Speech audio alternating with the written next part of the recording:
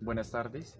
Este es el video acorde al laboratorio para la obtención de quitosano. Mi nombre es Juan Felipe Herrera. Paula Chagur. Y Andrés Barrera. En nuestro experimento, el objetivo general es realizar un cultivo de bacterias para clasificar las propiedades antibacterianas del biomaterial realizado en el laboratorio a partir de desechos de crustáceos.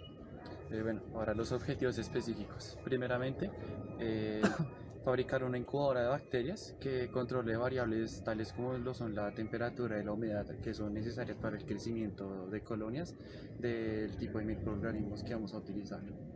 También está el de diseñar un biomaterial con propiedades coagulantes, procoagulantes y antibacterianas como solución de primeros auxilios ante casos de amputaciones traumáticas. Y el diseñar un proceso de síntesis del biomaterial que sea sustentable aprovechando todas sus propiedades.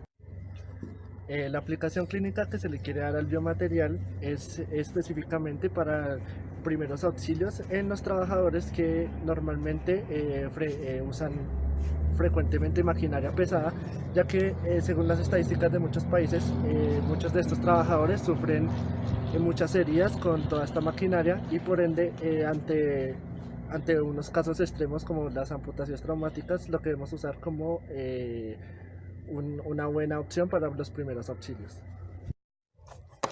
La materia prima fue obtenida en la plaza de mercado de Palo Quemado, en la pescadería El Marinero, el cual nos costó alrededor de 10.000 pesos el kilo. Con esa materia prima lo que se hizo fue lavarlos para eliminar todos los desechos y para después llevarlos a un proceso de secado en el horno a una temperatura alrededor de 150 grados para finalmente molerlos y poderlos usar en el laboratorio al día siguiente. El primer paso del laboratorio que se llevó a cabo para la obtención del quitosano fue, primeramente se pesaron 10 gramos de residuo de cáscara de camarones, los cuales se introdujeron en una disolución de 100 mililitros de etanol. Posterior a esto se realizó una agitación a 500 revoluciones por minuto por un tiempo aproximado de 2 horas. Posterior a esta agitación se filtró la solución haciendo uso de un montaje con un embudo Buchner y con dos Erlenmeyer, con desprendimiento lateral y dos mangueras de 1 pulgada. Este montaje se realizó con el fin de retirar el etanol de la solución. A partir de esto se lavaron los respectivos residuos de cáscara de camarón con agua, utilizando agua destilada. Una vez hecho esta adición de agua destilada, se midió el pH con el fin de establecer si este era de carácter neutro. Posteriormente se filtró nuevamente para retirar el agua. Y por último, esta muestra se puso en un horno aproximadamente a 65 grados centígrados por un tiempo de 6 horas. El proceso de desmineralización. Para el proceso de desmineralización se separaron los minerales que contenían los esqueletos de los camarones usados. Allí se prepararon 80 mililitros de ácido clorhídrico a 1,5 molar. A su vez, otra mezcla de 8,07 gramos de producto filtrado despigmentado con 70 mililitros del mismo ácido clorhídrico en una relación de 1 a 10 peso-volumen. Con estas mezclas preparadas se colocó en proceso de agitación por 1 hora a temperatura ambiente promedio. Después se filtró el vacío de la solución con el fin de retirar el ácido clorhídrico. Se lavó con agua destilada hasta obtener un pH entre el 6,5 y 7. Se filtró el vacío para retirar el agua restante y por último se sometió a un proceso de secado a 65 grados centígrados por 6 horas. Finalmente se obtuvieron dos muestras con peso de 2,56 gramos y 1,06 gramos respectivamente. Después de esto se realizó el proceso de desacetilación. Para la primera muestra, que pesó 2,56 gramos, utilizó una relación peso-volumen de 1 a 20. Entonces se utilizaron 51 mililitros de hidróxido de sodio. Para la segunda muestra, respectivamente, se utilizó una relación de peso-volumen de 1 a 30, utilizando 48 mililitros. Después de esto, se añadió este hidróxido de sodio en una cámara de extracción debido a los gases que pudiera soltar la mezcla. Y luego se tomó este líquido y se colocó en una plancha de calentamiento junto con agitación magnética durante 1 hora a 100 grados centígrados. Después de esto se procedió a filtrar la mezcla realizada y se observó que el color oscuro que tenían las partículas se fue cayendo debido al agua destilada, para después evidenciar que estas partículas poseían un color amarillo claro. Luego se realizó una medición de pH, cuyos valores respectivamente fueron de 14 y 9. Entonces se decidió utilizar un volumen de ácido clorhídrico para la primera muestra de 2 mililitros y para la segunda de 1 mililitro, para finalmente encontrar que el pH final de ambas muestras fue de 7. Y finalmente se realizó otra vez un filtrado para posteriormente dejarlo en un horno secando durante 6 horas a 65 grados centígrados. Bueno, para realizar el proceso de comprobación del quitosano con ácido acético, vamos a utilizar vinagre en cierta cantidad y proporción. Según el video visto en clase, por 0,1 gramos se debe utilizar 4 mililitros de vinagre. Entonces, como nosotros obtuvimos 0,16 gramos, vamos a utilizar 5 mililitros de ácido acético. Entonces, como podemos ver acá, este es el quitosano que nosotros obtuvimos en la práctica de laboratorio y este es el vinagre que se va a utilizar. Bueno, vamos a poner el polvito dentro de esta coquita para realizar la comprobación. Y vamos a utilizar una jeringa que tiene medición para mirar si corresponden los mililitros que vayamos a medir.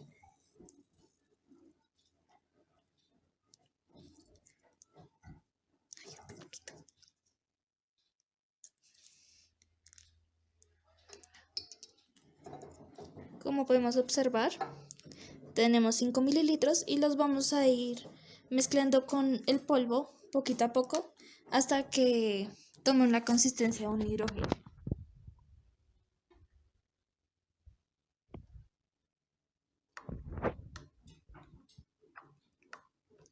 Como podemos observar, va cogiendo una consistencia un poco viscosa. Entonces vamos a introducir un poco más.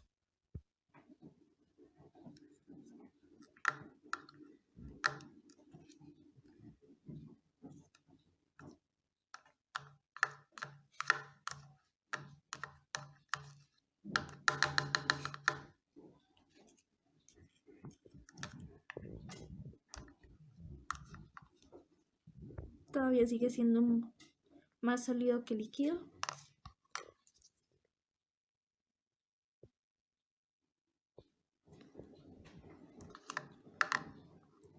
Todavía nos faltan 2 mililitros para utilizar.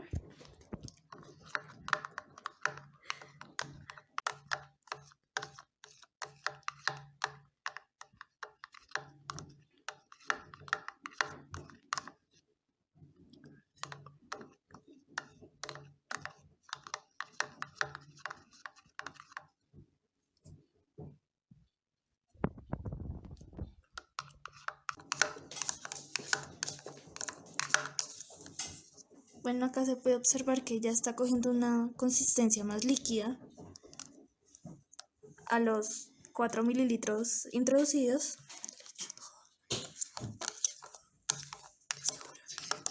Entonces le vamos a echar el mililitro restante.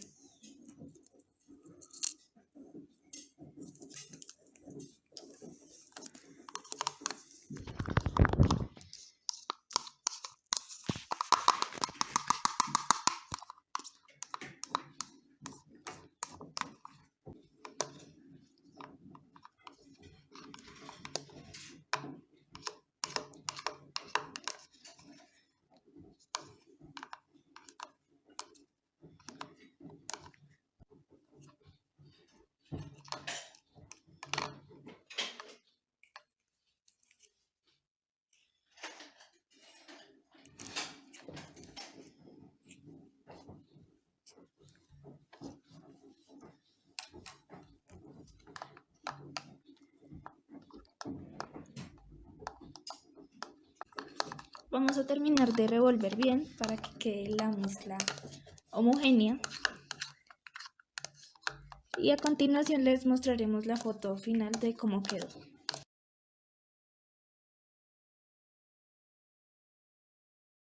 Bien, ahora vamos a hacer el cultivo de bacterias. Entonces vamos a utilizar un medio de cultivo llamado agar sangre. Se obtuvo del laboratorio Microgen, que fue el recomendado por el profesor. Entonces, lo primero que hay que hacer es poner las placas de agar en el horno durante 1 minuto 65 grados. Todos estos días, desde que pedimos el agar, se estuvo enfriando las placas con pilas que se dieron en el mismo lugar, ya que según la información de este producto se debe refrigerar de 2 a 8 grados. Entonces vamos a proseguir a meterlas al horno.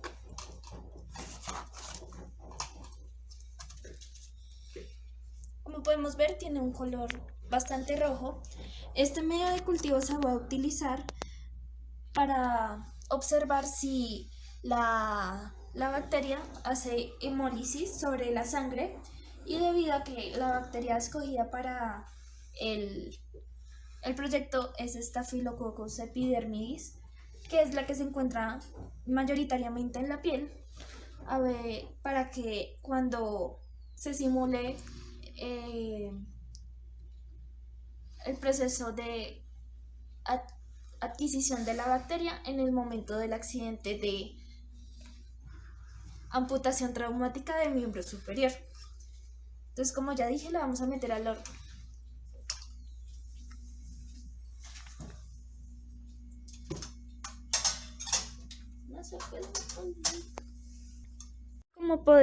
Como podemos ver, ya pasó el minuto. Entonces vamos a proseguir a sacar el cultivo de bacterias.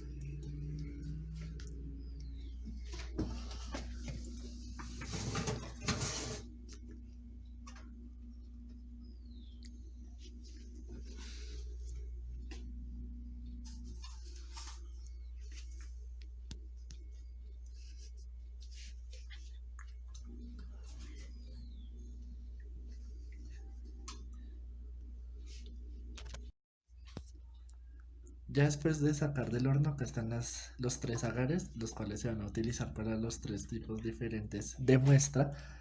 Entonces, primero vamos a definir el cuadro de muestra en el antebrazo de alguno de los tres. En este caso va a ser de mi brazo, por lo que acá vamos a marcar más o menos la zona,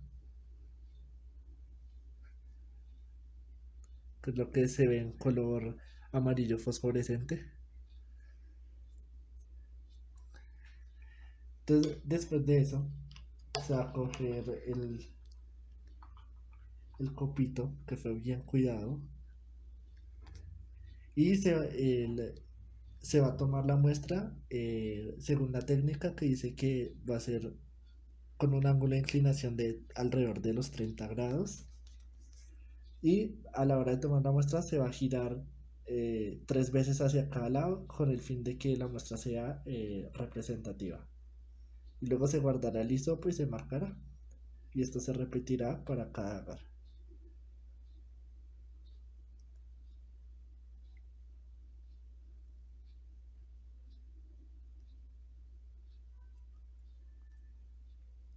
Bien, ahora ya teniendo el copito, vamos a seguir a abrir una de las placas de cultivo.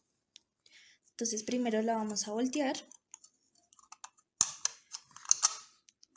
Como podemos ver, acá las placas se tienen que guardar volteadas debido a que la humedad se condensa en la tapa y posiblemente pueda generar que el agua que se acumule caiga sobre el medio de cultivo.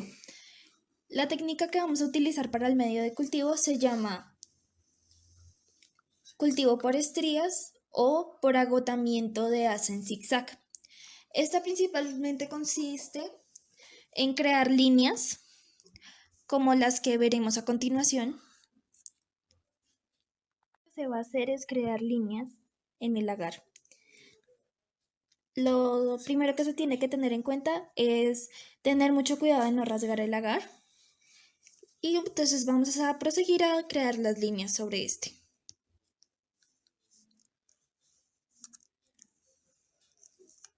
Se debe girar cada 45 grados cada vez que se termine el cultivo.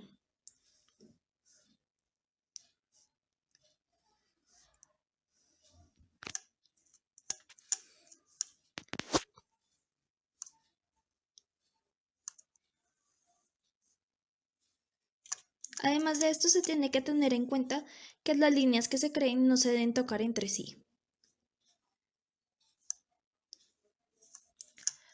Vamos a volver a repasar estas líneas. Si se alcanzan a ver.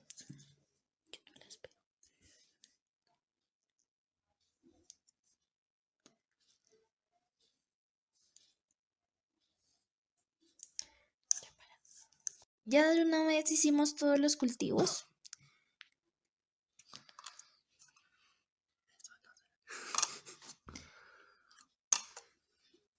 Vamos a guardarlas otra vez boca abajo para que la humedad que hay dentro de la caja, el agua no caiga sobre el cultivo y los pueda dañar. Vamos a proseguir a marcarlos. Esta sería la prueba neutra que vamos a utilizar.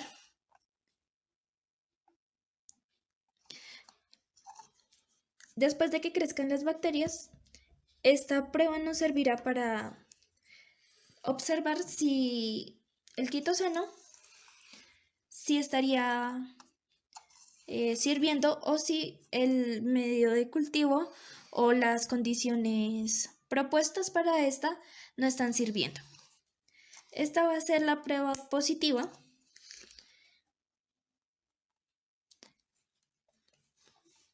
Donde vamos a utilizar un antibiótico que es la amoxicilina para ver si esto se va a poder, para ver si estas bacterias si se pueden inhibir. Bueno, ahora como podemos observar en este multímetro, el cual tiene una función que incluye una función para medir la temperatura en centígrados, podemos observar que esta es de 21 grados centígrados. Tenemos aquí el cable conectado introducido dentro de nuestra incubadora con nuestros agares, un bombillo conectado o que funciona con corriente alterna y como la temperatura es menor a 37 grados a la cual queremos mantener nuestros agares, al momento de energizar nuestros circuitos, este bombillo aquí se prende subiendo hasta una temperatura de 38 grados, lo cual accionará los ventiladores para enfriar el circuito. Entonces vamos a proceder a energizar los circuitos. Y aquí, como podemos observar, tenemos el bombillo de nuestra incubadora prendida. Pusimos papel periódico en la incubadora porque nos dimos cuenta que cuando se ponía sin este no superaba el valor de 30 grados centígrados. Como podemos ver, hasta ahora prendimos el bombillo después de poner el papel periódico y está a 25 grados. Más tarde veremos en qué queda. Y aquí aquí como podemos ver en nuestro circuito de humedad, este bombillo verde LED nos indica que el circuito está funcionando de manera correcta y nuestro capacitor HS1101 está midiendo la humedad de una manera correcta. La incubadora ya está en un valor de 37 grados centígrados. Entonces lo que debe pasar al llegar a 38 es que el bombillo se apague y el ventilador se active. Ya está empezando a oscilar el valor entre 38, por lo tanto posiblemente ya se pueda apagar el bombillo.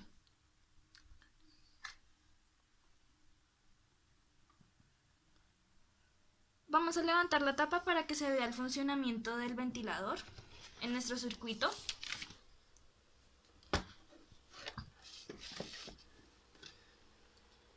podemos ver, la temperatura desciende rápidamente.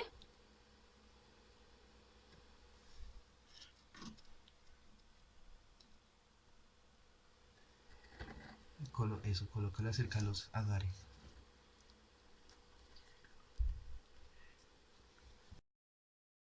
Aquí está sonando el ventilador.